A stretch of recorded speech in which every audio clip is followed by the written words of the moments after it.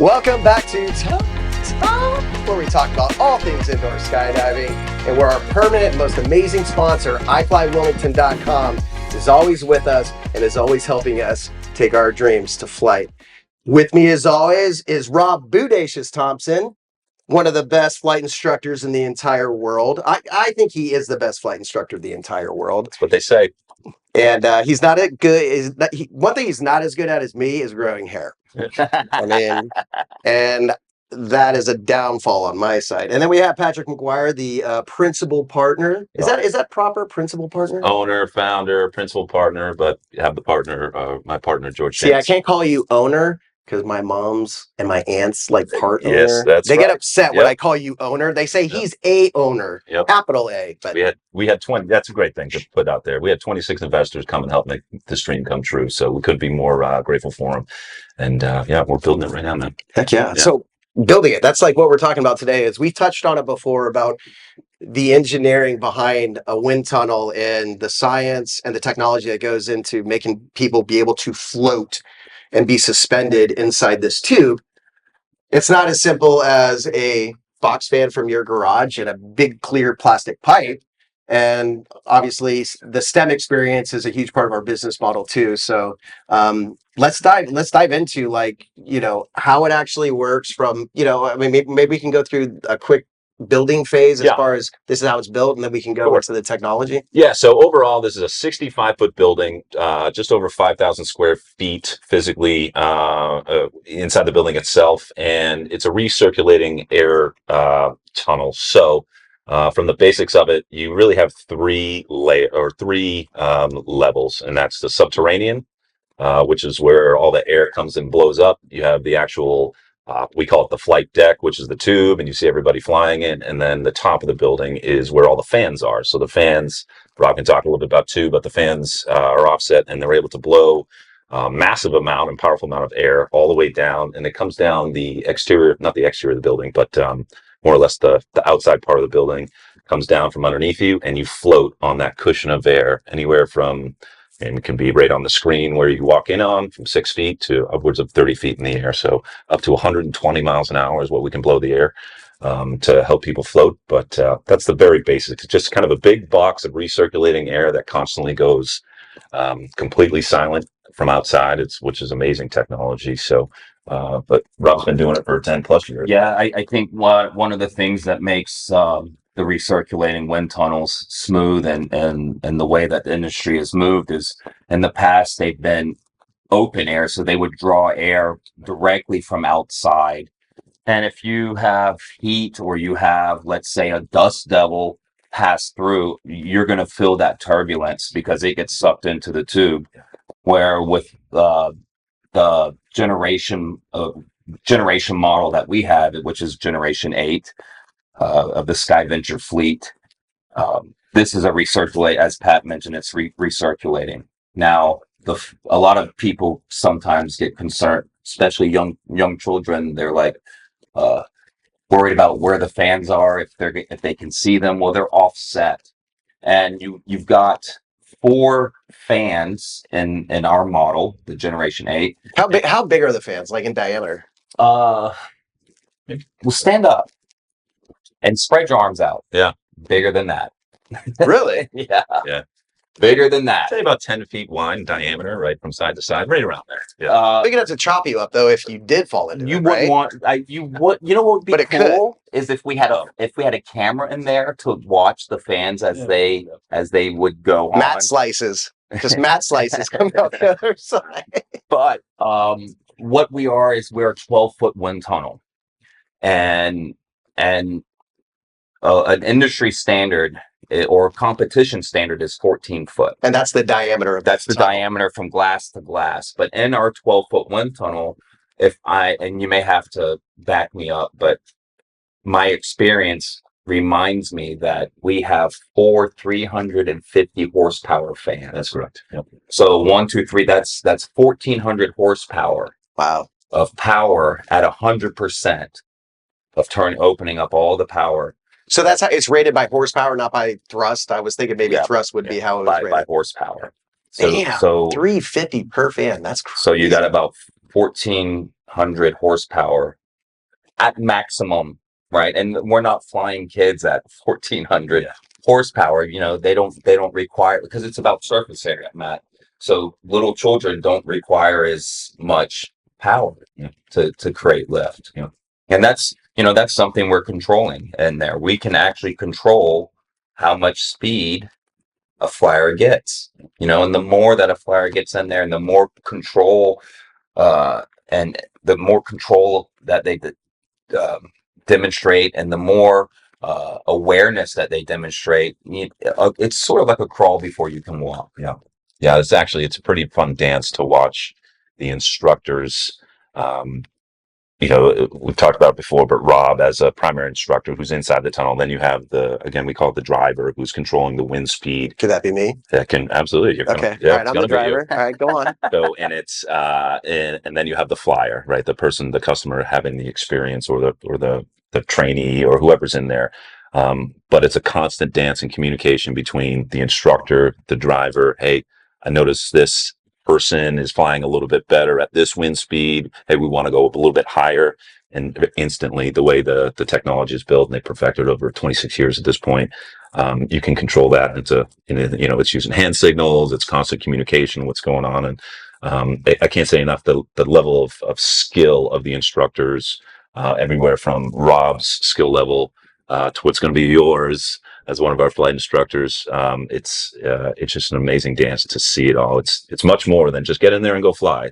It's constant communication, verbal, nonverbal, and then ensuring that the customer has the greatest experience they can. I think a good way that you can kind of visualize it is, you have this tube running through the middle of the building, and then as the air goes through the tube, they have these little, what we call turning vanes, and the turning vanes redirect.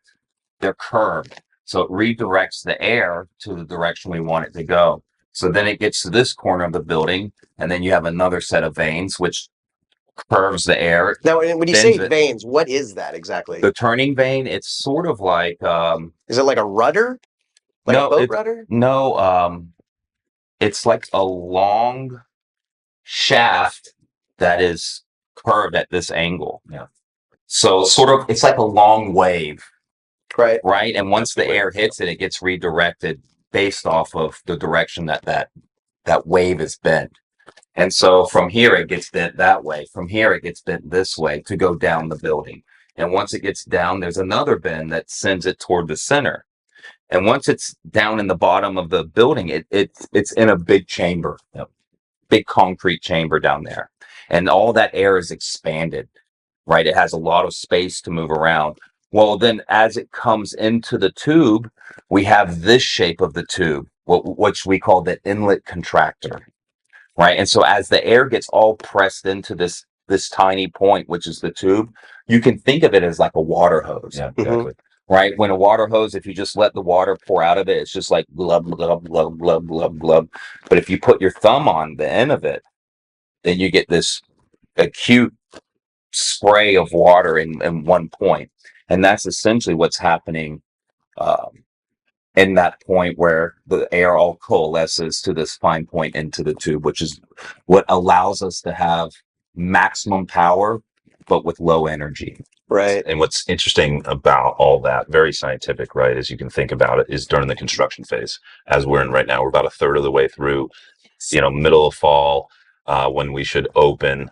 But down to the inches and centimeters of ensuring the accuracy of what these things need to be angled at, how they need to be installed. Because ultimately, if you miss one of those, in the end, once we're flying people, the instructors, the customer can feel that difference, right? You don't want it to be a kind of like a wavy experience. You want it a smooth experience. So all of that, for that one experience of that customer, is intricate now to where we are in construction, which we're building right now with Monteith Construction is building our facility. So it's constant maintenance to understand all those intricacies of. We're really just we're making a building around a machine. Right. Yeah. So, again, I always equate it. It's just not about why I'm so proud of the team and you guys coming on and Rob and Jamie is it doesn't. It takes a lot more than just it's a lot more than open a McDonald's, right? It's every single day down to the very to inches. Because if you get one thing wrong now, in the end, 6 months from now or sooner than that when we open, it could be it has that much of a difference, right? So it just all the time and effort that we're putting into it now to have a good customer experience. Yeah. Yeah. You know what time it is? That's it. Click it. Right there. Promo code. Hit it. Right? Promo. Okay, let's get back to the conversation. So I literally thought there was like a wind tunnel diameter like tube that was recirculating. I mean, is it something kind of that big? Like, is it like a 6-foot diameter tube that the air is traveling through as it recirculates? I mean, it's traveling down like a pillar. Like imagine an empty pillar. It's not a tube, but it's more like the structure of the building itself. Check. Yeah, they're called return air towers. So again, you have the 4 fans, 2 on each side of the top of the building, blowing the air out, and then think of them as like a pillar. Or no, how'd you say the control tower? Like a tower. Exactly. It's a hollow cement return air tower. Again, all of it built to spec. That all that air is traveling through, and like Rob was saying, to ultimately build that pressure at the bottom of it to enable you to fly. So it's incredible technology that they built in iFly and SkyVenture. iFly, the brand and owners of our franchise. Well, we're the owners, but and then SkyVenture is the technology and the manufacturer of the physical equipment. Mm-hmm. They've 26 years ago they took a chance and they perfected this thing. So they're the global leaders in this technology. They got them, I think, 70 plus in the United States, international, on a cruise ship.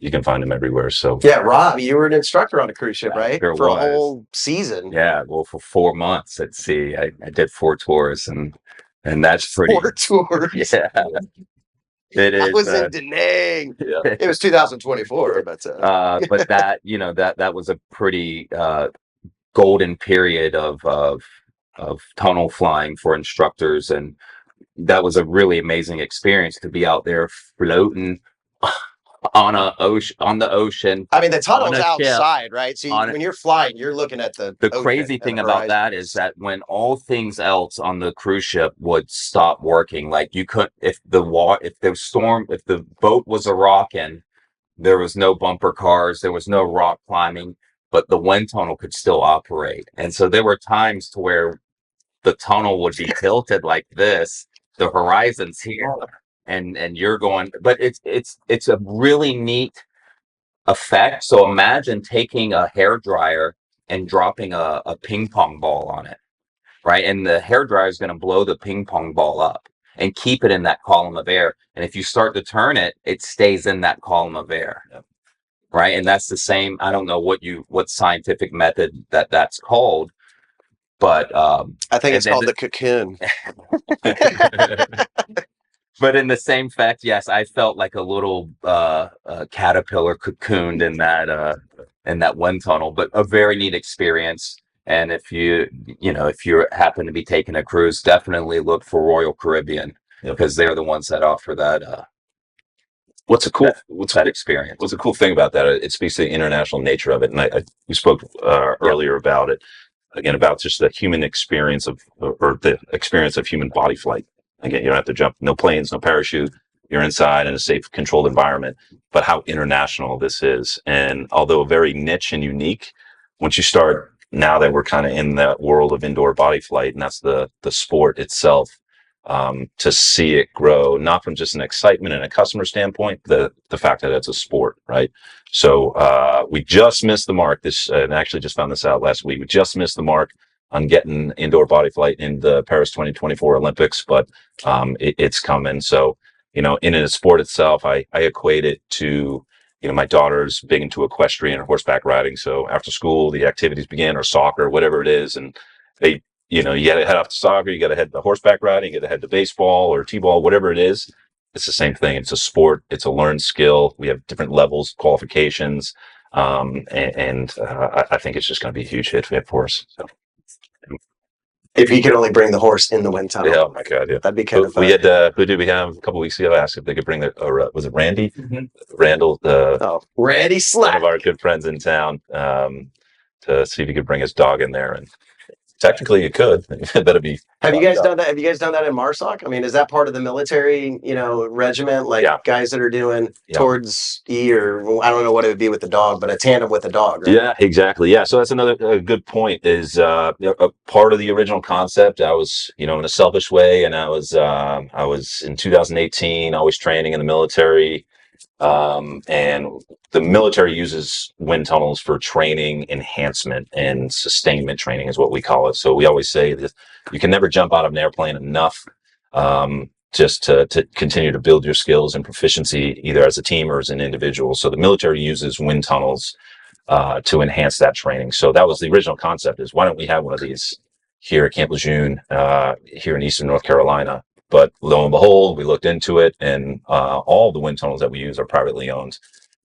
So, again, it was a great opportunity that we could bring one to Wilmington, and we have a full military training program, much of which Rob has had a lot of experience with. I have a lot of experience with, so we'll be opening that opportunity as well to, just to continue to support, proud of our service, and want to continue to support and provide a safe apparatus for the military to come train, man. I think it's going to be a lot of fun, man. I mean, what other tourist attractions can we have in our town that has legit value for military, for recreational, for athletics, and for the whole STEM program? I mean, there's so many different avenues of the FLYght business that I think it's just going to be so rad to have in Wilmington. Yeah, very unique, very niche. Again, it takes a lot to build. 6 years I used to think, man, I used to think we could do it in 2. And then a good friend of ours up at Virginia Beach, the owner there, great friend, great mentor, Bob Pizzini. When I first sat down with him, Rob knows him very well. He's a tremendous, excellent leader, tremendous man. Did he laugh at you? Yeah, he said, he goes, "Hey, how are you going to do this on active duty while you're still in the military?" And I said, well, I mean, what's the big deal? He's like, well, it took me 6 years to do it. And I was like, well, I'll do it in 2. And it's going to be 6 years. So, so hats off to those guys up at Virginia Beach. Again, great friends, great partners. We'll be doing some partnerships with our membership program with them. So anything you do at FLYght Virginia Beach, you can do here in Wilmington as well. So more to come on that. Rockin'. Oh, you know what time it is? It's time to get in the tunnel. So that also means we are done with tunnel time. So keep coming back to us for all things related to indoor skydiving. Thank you to our sponsor, iFlyWilmington.com, the premier attraction in Eastern North Carolina for indoor skydiving. Until next time, be cool parents, be cool Americans, and don't be afraid to give your friends a hug.